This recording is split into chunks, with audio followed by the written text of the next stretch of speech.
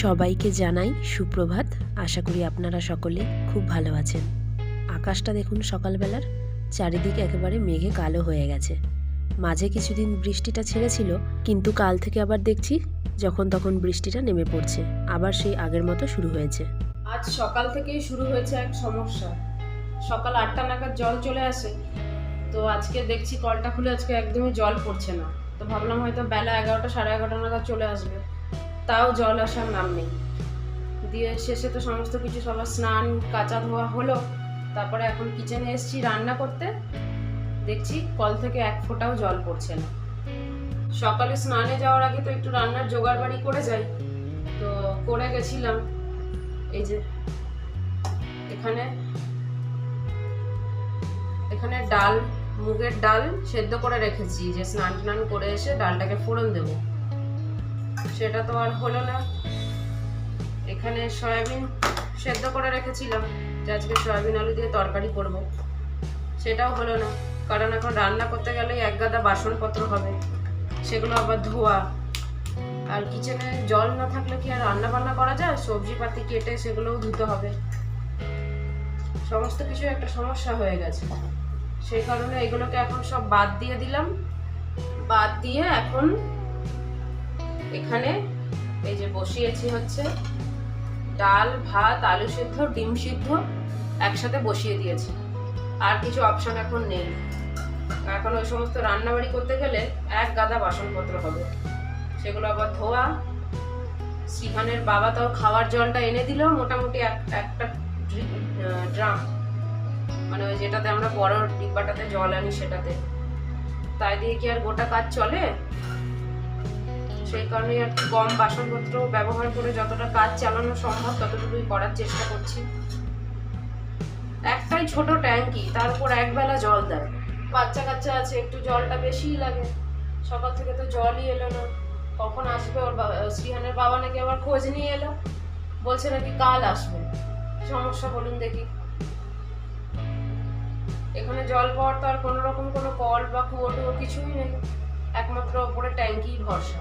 তা আবার ট্যাঙ্কিটা ছোট, একবেলা করেই জল আসে, মানে খুব সমস্যা। জলটা যদি আজকে না দেবে, আগে থেকে যদি একটু ইনফর্ম করে দেয়, তাও সেরকম ভাবে একটু জলটা ধরে একটু কম ইউজ করা যায়, বালতিটা আর কি ভরে রাখা যায়। সেটাও তো হলো না। শ্রীহানের জন্মদিনের কটা পাতা বেঁচেছিল, ভাবছি সেগুলোকে বার করবো, খাওয়া দাওয়াটা না হয় ওটার মধ্যে করবো। পাতাগুলো নিয়ে আসি দাঁড়ান। শ্রীহানের বাবা ডিউটি যাওয়ার পথে আমাদের বড় জলের ডিব্বাটা নিয়ে গেছিল, তো জলটাকে এখন ভর্তি করে নিয়ে এসছে। বললো এগুলো বাথরুমের বালতিতে ঢেলে দিতে, তারপর নাকি আবার ডিউটি থেকে ফেরার পথে আরও এক ডিব্বা ভর্তি করে নিয়ে আসবে। দাঁড়ান, এই যে বোতলটাকে নিয়ে এসছি, এটাকে আবার বাথরুমে গিয়ে খালি করে আসি। আমাদের আরেকটা যেই 5 লিটারের বোতল রয়েছে, শ্রীহানের বাবাকে বললাম যাওয়ার সময় তো ওটাও নিয়ে যেও। এখন মানে যেটাতে পারছি জলগুলোকে ভরে রাখছি। এখন সবে সকাল 11টা বাজে। সারাদিনে জলের কোনো কাজই এখন হয়নি, গোটা দিনটাই পড়ে রয়েছে। এখানে যেখান থেকে আমরা খাবার জল নিয়ে আসি সেখানেও জল নেই আজকে। তোমার বাবা ওই দূরে কোথাও জল দেখতে পেয়েছে বোধহয়, সেখান থেকেই নিয়ে আসছে। বাথরুমের বালতিগুলো কমসে কম ভরে রাখি, তারপরে দেখি আরেক ডিব্বায় এনে যদি খাওয়ার জলটা রাখা যায়। খুব সমস্যা জানেন তো, এই জলটা না থাকলে না ভীষণ সমস্যা।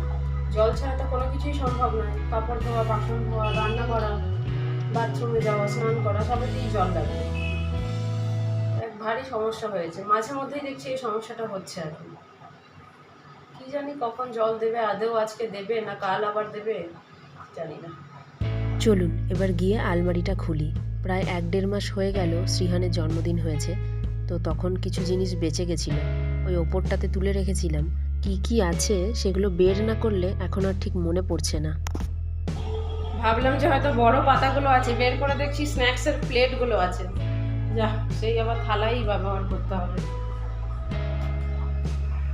তোকে তুলে দেবো, তুলে দাঁড় করিয়ে দেবো তোকে? হ্যাঁ, তুই যে দুষ্টু করছিস, তোকে ওর উপর তুলে দেবো। আর নামতে পারবি? তুলে দিলে পারবি নামতে? না দুষ্টু করবি? রেখে দে ওটা, রেখে দে, রেখে দে, রেখে দে। ওটার উপর চাপাতে হবে না, তুমি রাখো। আর দুষ্টু করে না, রেখে দাও, রেখে দাও, রেখে দাও। হ্যাঁ রেখে দাও। কোথায় থাকে এটা? কোথায় থাকে? রেখে দাও, যাও। এই টুলটাকে ছেলের জন্য এখন আর বাইরে বেরই করি না, খাটের তলাতে একদম কোণা করে রেখে দিয়েছিলাম, সেইখানে ঢুকে ও টুলটাকে বার করে নিয়ে এসছে। আর এই ঘরের দরজাটা তো বন্ধ করে রাখি, সেই কারণে ভেতরে আসার খুব একটা সুযোগ পায় না। আমি গেছিলাম জামা কাপড় নিয়ে আসতে, ব্যাস সেই সুযোগে ঢুকে পড়ে টুলটাকে বের করে একবার তার উপর উঠছে আর নামছে। আসলে টুলটা প্লাস্টিকের আর নিচটা যেহেতু পুরোটাই টাইলসের, সেই কারণে তো স্লিপ হওয়ার একটা চান্স থাকে। তাই যতক্ষণ আমি সামনে ছিলাম ওকে দিয়েছিলাম খেলার জন্য। এখন প্রায় রাত্রি 9:30 মতন বাজছে। আর আজকে রাতের খাবারে বানিয়েছিলাম ছোলার ডাল। প্রেশার কুকারে একেবারে মশলা কষিয়ে ডালটা দিয়ে সিটি দিয়ে দিয়েছিলাম। স্ন্যাক্সের প্লেটগুলো আর দেখলাম কটা বাটিও ছিল, তো সেগুলোই বার করে আজকে রাতের খাবারটা তার মধ্যেই দিয়ে দিয়েছি। শ্রীহানের বাবা আর ওর দাদু টিভি রুমটাতে বসে খাচ্ছে, আর ওকে আমি এখন রান্নাঘরে নিয়ে এলাম খাওয়ানোর জন্য। নয়তো ওর বাবা আর দাদুকে দেখে প্রচণ্ড পরিমাণে দুষ্টু করবে, এক জায়গাতে কিছুতেই বসে খাবে না। সেই কারণেই আর কি রান্নাঘরে নিয়ে এসে দরজাটা বন্ধ করে দিয়েছি। আর এখানে ছুটোছুটি করবার তো খুব একটা জায়গা নেই, ওই জন্য একটা জায়গার মধ্যে দাঁড়িয়েই খাবারটা খেয়ে নিচ্ছে। আমি একা থাকলে আবার এই জিনিসটা করে না, কিন্তু অমনি যখন কাউকে একটু দেখে নেবে, ব্যাস তখন ওর দুষ্টুমি লেভেলটা যেন দ্বিগুণ বৃদ্ধি পেয়ে যায়। হাতে একটা করে নতুন নতুন জিনিস দিচ্ছি আর একটু করে খাবারগুলো খাচ্ছে।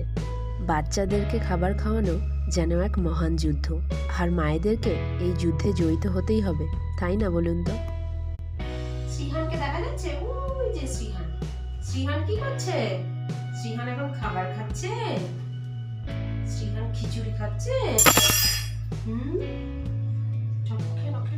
উপরে ওঠে না, উপরে ওঠে না, উপরে ওঠে।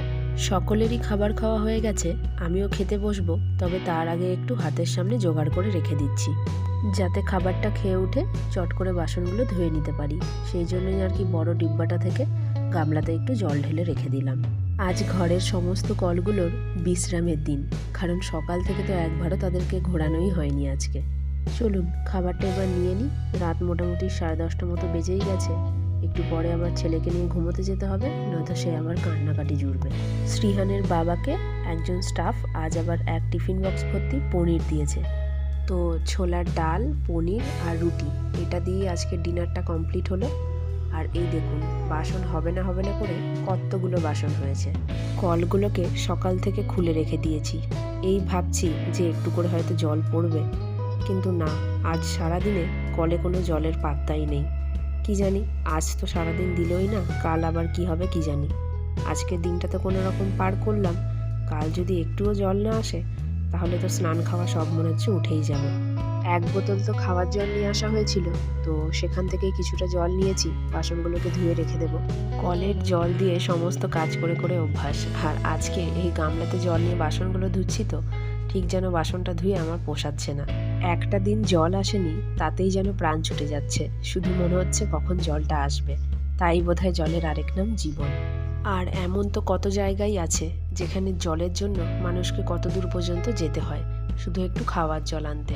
তো তাদের অবস্থাটা কি হয় সেটাই আমি ভাবছি। চলুন ব্লগটাও তাহলে আজকে এখানেই শেষ করছি। ভালো লাগলে একটা করে লাইক, কমেন্ট, শেয়ার করবেন। তাহলে সকলেই ভালো থাকবেন, সুস্থ থাকবেন।